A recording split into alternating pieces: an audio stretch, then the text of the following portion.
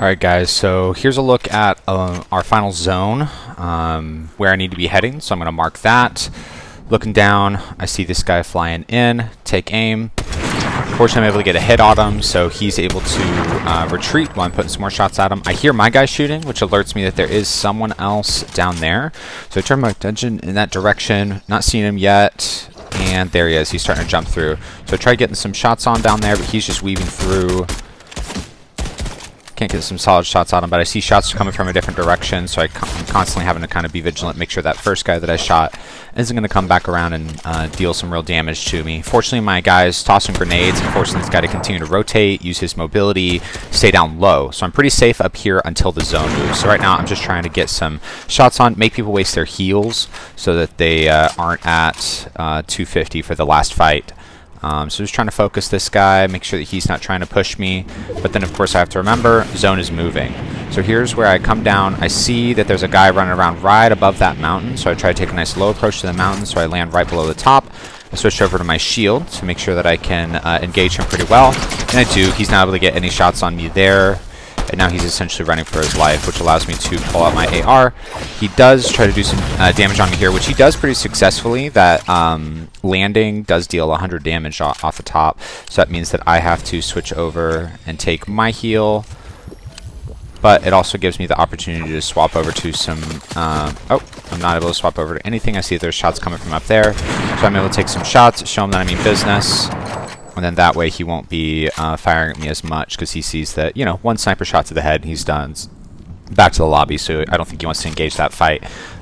He has managed to land down pretty close to me. I was thinking about going shield here, but it was just the gun that I had up. It was a mythic weapon, so I figured I'd be able to win that fight, but it did take down a lot of my shield. So I have to chase down the pot, which kind of gives up my high ground position, which I'm not very happy with. But I knew that getting the shield was more important because I do have a shield. I do have a purple shield in order to be able to defend against anyone shooting me from up high. I declined to pick up the medallions at this point because if they don't know where I am, I want to keep it that way.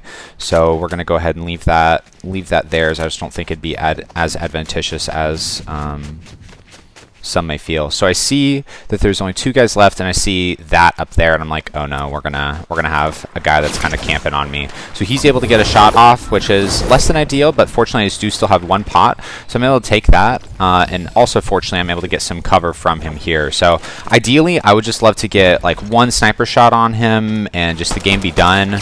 But I'm just kind of trading some shots with him here because that's what he's shooting at me. But I think he's probably going to try to peek and hit me. I want to do the same. So I got incredibly lucky here that whenever he peeked, he didn't hit me. That could have been game over right there. So I got extremely lucky there. I honestly, like, looking back, this probably isn't the best strat to just peek this and try to take these shots. It would be fun to get it over with, but what I wasn't doing is I wasn't paying attention that he's going to have to move off of there for zone. I assumed that he had the ideal position that I was going to have to push to him, but then I double-check zone, and he's actually going to have to come down to me, and I'd rather, you know, it's going to be a 2v1. I mean, not that my guy with grenades is going to do a ton of damage, but it does get annoying. It makes it so that he can't just hide behind cover the whole time. So he slides down. He's behind this tree. I'm just trying to make sure he stays there long enough. Maybe my guy will hit him with some grenades. Maybe I'll do some, you know, some little bit of damage to him. I know he's not going to do very much damage to me right here.